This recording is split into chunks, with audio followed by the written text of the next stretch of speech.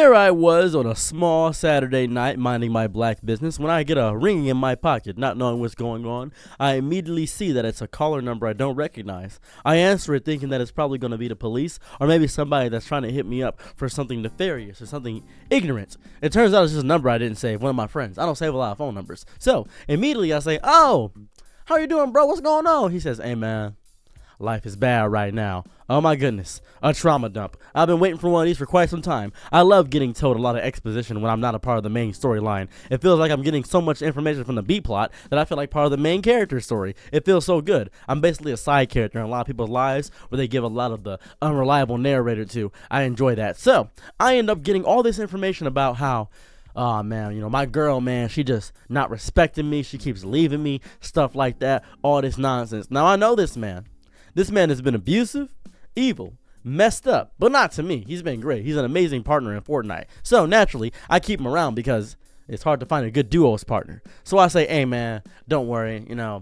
Life is strange. It's a great game. Just life is interesting. You never know what's going on." He says, "Yeah, it's tough, but right now I think she's far. I got her location on." I said, "Oh, really?" He said, "Yeah, I ain't got a car right now because she's the one with the car." Now, I didn't know this information. I didn't know he was that broke. I said, "Okay, so what do you want me to do?" He says, "Can you drive me to her location?" I said, "Drive you to her location?" "Well, I don't want to right now." He said, "Man, all right, I'll find somebody else." So a whole week passes. He calls me crying in a fit of rage. He says, "Hey, man, this is real bad." I said, "Huh? 6 people." I said, "6 people? We got jumped? What's going on? I gotta rally the boys. What's happening? My homies getting jumped? We got you. We'll help you out." He says, "Nah, 6 people are macking on my girl." 6 people? Oh no. Are you gonna stop one of them? I don't know what's going on. He says, "Nah, man, they all doing it at the same time." I says, "Oh, it's a group of munchkins? I don't know what's happening. I don't know what's going on. You getting Snow Whited? I have no idea what's happening." He didn't tell me the information, so I'm just guessing and tossing things in the air, thinking about what's going on. He says, "Nah, man, this is different." I said, "Yeah, it's real different. It's strange. It's odd. It's from left field. I don't know what's happening with you. Tell me what's going on." He said, "Listen, man, I need your help. Can you come pick me up?" And I'm thinking this is another trick to get me to driving somewhere. I said, "You know what? Fine. You got $20 of gas money?" He said, "Just $20? Now I'm confused. He said, "Just 20. I don't know the distance of how far he wants me to drive. So I say, "Yeah, just 20. Now, I don't know how far the distance is. So we're driving for maybe an hour, 2 hours. I don't know. It's a long time. Long drive. I'm upset. So we get to this house, and he says, "That's her car right there." I said, "How do you know?" He says, "Because I broke the window on the left side in a fit of rage." I said, "Okay. Happy you got a quantifier to tell where it is." This man is horribly abusive. I'm not going to lie. This man is evil. So I say, "Do you want me to go in there and see what's going on? Because if you go in there, you might get jumped by 6 dudes. They don't know me. They seem to know you." He says, "Yeah, that's a good idea." So I go up there. My heart's palpitating. I think I'm going to get encountered by 6 strong, bodacious black men and carried and lifted away and be put into whatever's going on here. Knock on the door. It's a very feminine white man with long hair and amazing hips. The jiggle physics on those are crazy. I said, "Whoa. Hey, how's it going?" I'm looking down the entire time.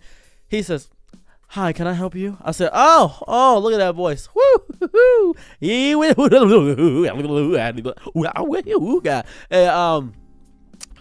I'm here to get a girl that's supposed to be here. She said, and I look at the house.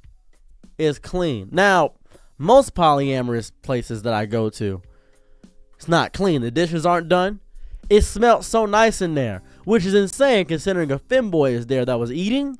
Usually femboys that eat too much end up not being able to douche correctly and not use enemas. This femboy knows what's up. So I'm like, "You mind if I enter for a moment? My friends is here and I just need to talk to her."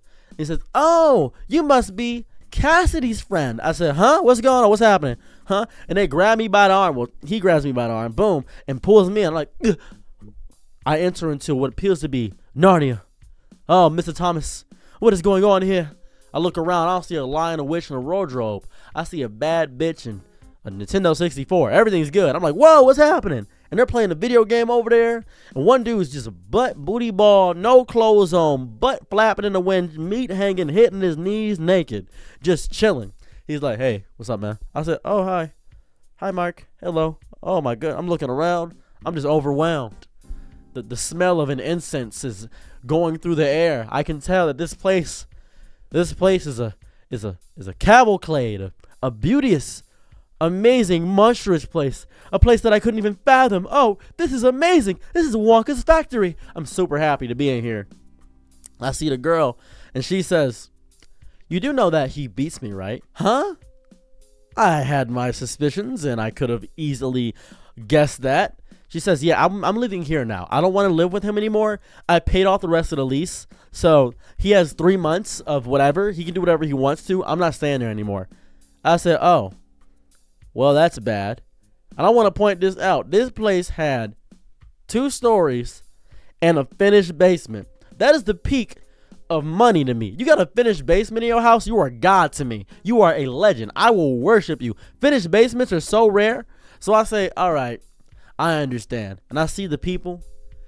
I see all 6 of them.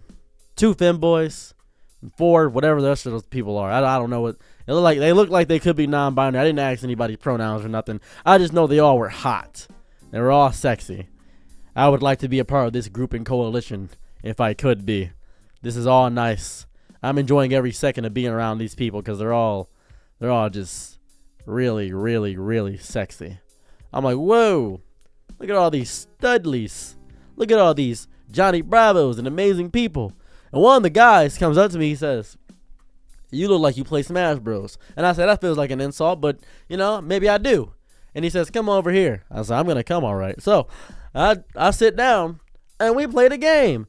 And I'm there for so long that I forgot that I had a guy waiting in the blazing heat in my car that's off, mind you. I forgot about that. It's been like 45 minutes, and I snap back to reality. I say, wait a second. I got to get back to the real world, guys.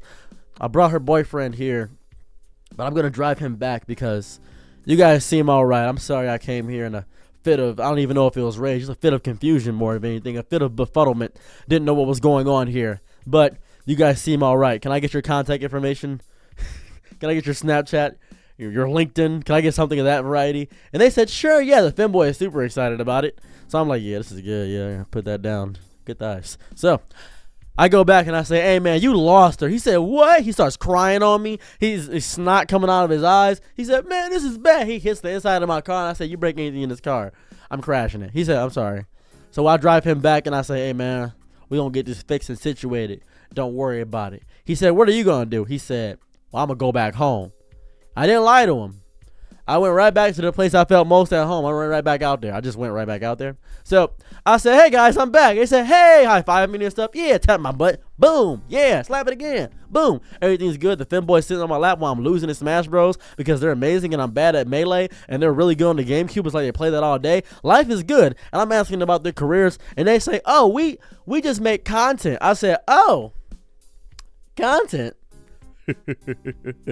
Content? What kind of content you guys are making? They said, well, there's not a big market for polyamorous stuff, but we all are content creators on OF. I said, oh, this is great. Between all of them, they make $78,000 a month. And I said, whoa. And that's on a low month. And they said, she's going to be one of our better ones. I said, whoa, that's crazy.